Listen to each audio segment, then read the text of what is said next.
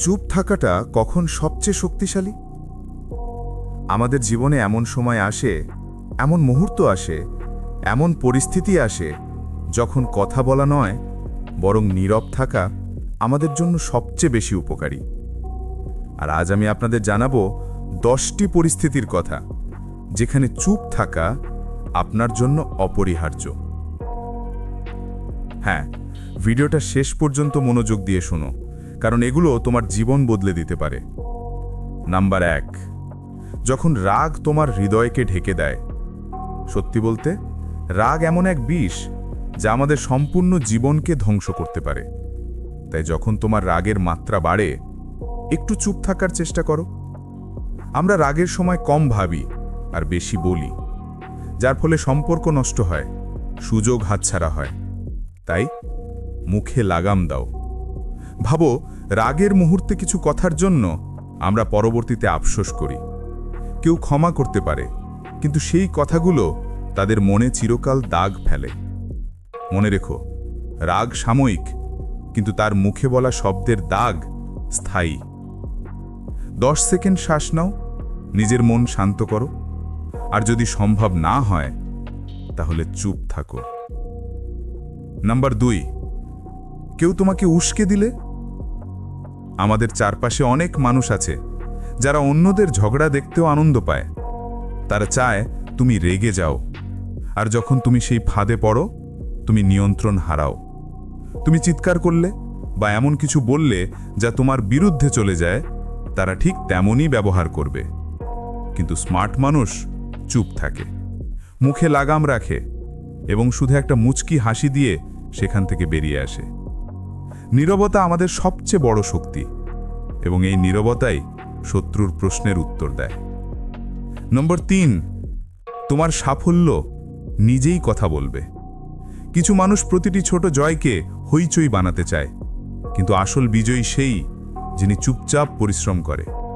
তুমি নতুন ব্যবসা শুরু করলে, বড় স্বপ্ন দেখলে, সঙ্গে সঙ্গে সবাইকে বললে, তারা তোমাকে থামানোর চেষ্টা করবে, হিংসা করবে, নেগেটিভ বলবে।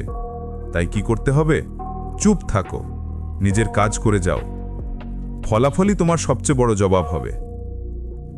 নাম্বার 4, যখন তর্ক ফালতু হয়। সবাই তাদের মতকে সঠিক মনে করে, তারা চায় জিততে।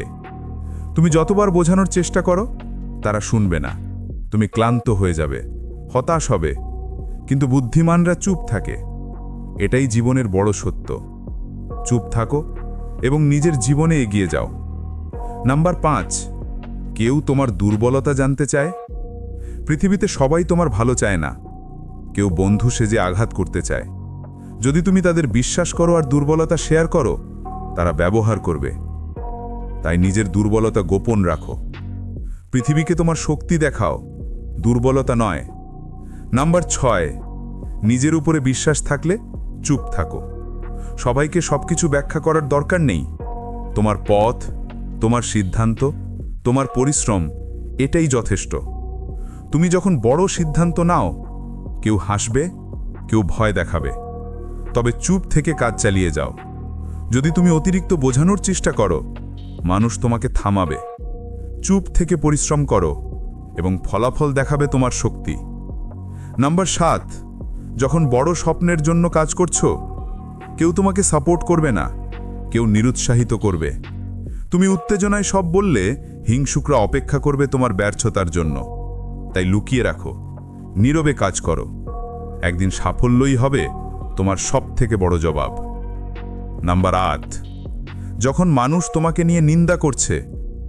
যারা জীবনে বড় কিছু করতে পারে না, তারা তুচ্ছ নিন্দা ছড়ায়। তুমি যত এগোবে, হিংসা তত বাড়বে। তুমি কঠোর পরিশ্রম করলে, বড় অর্জন করলে, তারা বলবে ভাগ্যের জোরে। কিন্তু সত্যিটা হলো, তারা অনেক দূর টিকবে না। তুমি 2টি পথ বেছে নিতে পারো, বারবার নিজের সাফাই দেওয়া নাকি চুপ থেকে নিজের কাজে ফোকাস করা। বুদ্ধিমানরা দ্বিতীয় পথ বেছে নেয়। নাম্বার 9, যখন সময় তোমার বিপক্ষে যায়।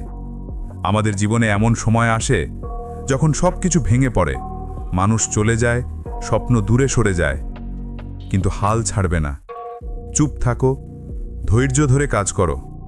এই কঠিন সময়েই তোমাকে সবচেয়ে শক্তিশালী করবে। নাম্বার 10, সবচেয়ে গুরুত্বপূর্ণ, সবসময় মনে রেখো, সবচেয়ে অন্ধকার সময়টা সবসময় সূর্য ওঠার ঠিক আগে আসে। চুপ থাকো, নীরব থাকো, নিজের ওপর কাজ করো। একদিন সময় তোমার পক্ষে আসবে। বন্ধুরা, এই 10টি পরিস্থিতিতে চুপ থাকা তোমার জীবনের বড় শক্তি হবে। রাগ, উস্কানি, হিংসা, নিন্দা এগুলোকে উপেক্ষা করো। চুপ থেকে পরিশ্রম করো, নিজের লক্ষ্য অর্জন করো, কারণ সাফল্যই তোমার সবথেকে বড় জবাব। মনে রেখো, নীরবতা কখনো কমজোরতা নয়, এটি শক্তির প্রতীক। এবার সিদ্ধান্ত তোমার হাতে।